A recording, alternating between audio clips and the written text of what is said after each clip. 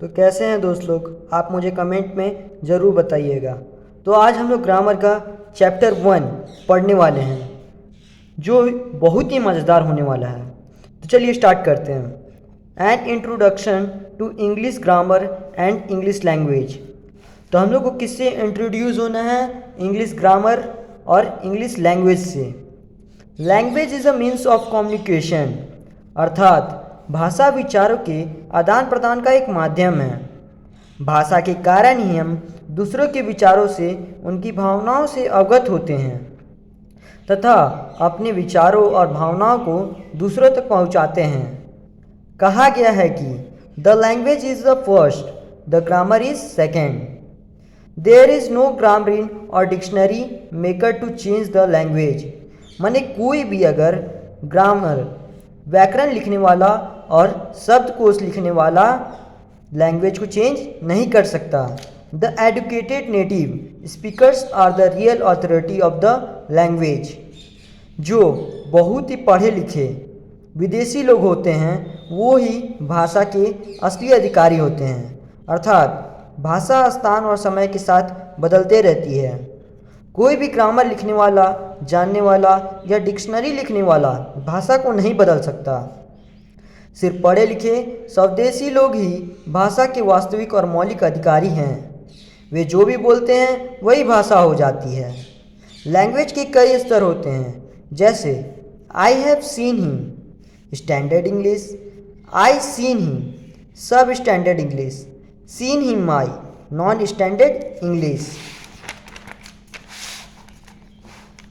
The latest style of English language is communicative English. Acceptable English is the right English. In modern English, meaning and sense is important.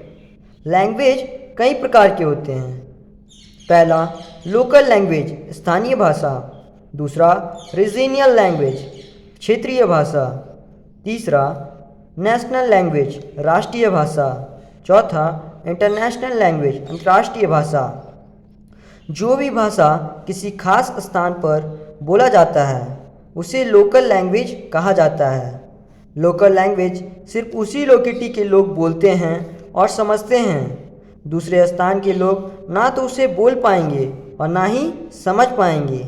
जैसे झारखंड में बोले जाने वाले मुंडारी, खड़िया हो इत्यादि भाषा सिर्फ खास लोकेलिटी के लोग द्वारा उपयोग में लाया जाता है।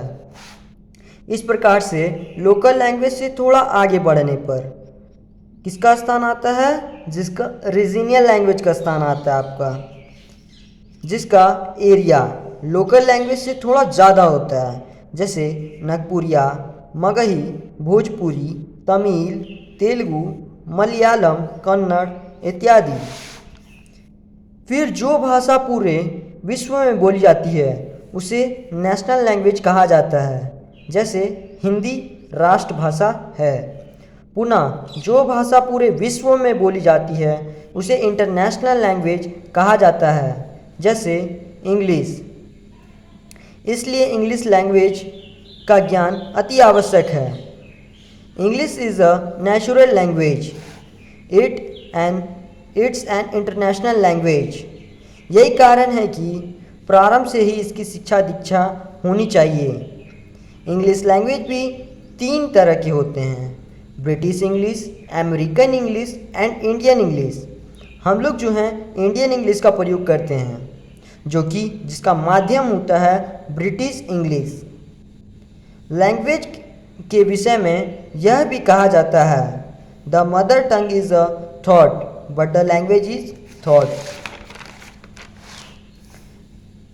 ग्रामर किसी भी भाषा का प्राण है।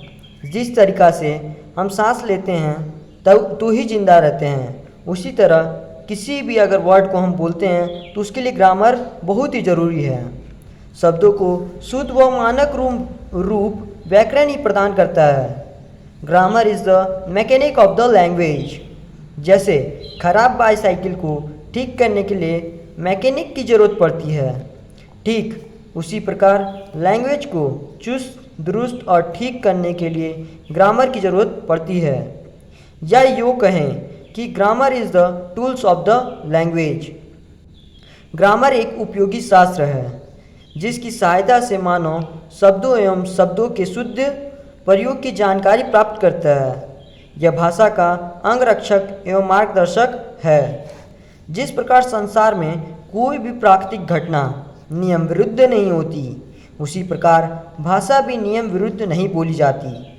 लैंग्वेज और ग्रामर में घनिष्ठ संबंध है। मान लीजिए अगर ग्रामर ही नहीं रहा तो लैंग्वेज का क्या यूज़ होगा? कुछ नहीं। अगर इसमें ग्रामर ऐड होता है तो ही सेंटेंस अच्छा पूरा हो पाता है। पतंजलि के अनुसार grammar is the greatest monument of human intelligence. Junior classes में लैंग्वेज गेम्स का प्रयोग होना चाहिए, आई वर्ड्स फॉर्मेशन। उदाहरण के लिए यह देखना और सिखाना चाहिए कि एक दिन दिए हुए वर्ड के स्पेलिंग के कितने वर्ड तैयार किए जा सकते हैं। जैसे फ्लावर एक वर्ड है और इस फ्लावर में प्रयुक्त अल्फ़ाबेट से कितने वर्ड बनाए जा सकते हैं। Flower, flow, FLOW, flow, for, FOR, for, low, LOW, लो। ऐसे ही इतने सारे एक वर्ड से कितने सारे वर्ड बन गए आप देख सकते हैं। फिर हमें बीनित से भी बनाना है।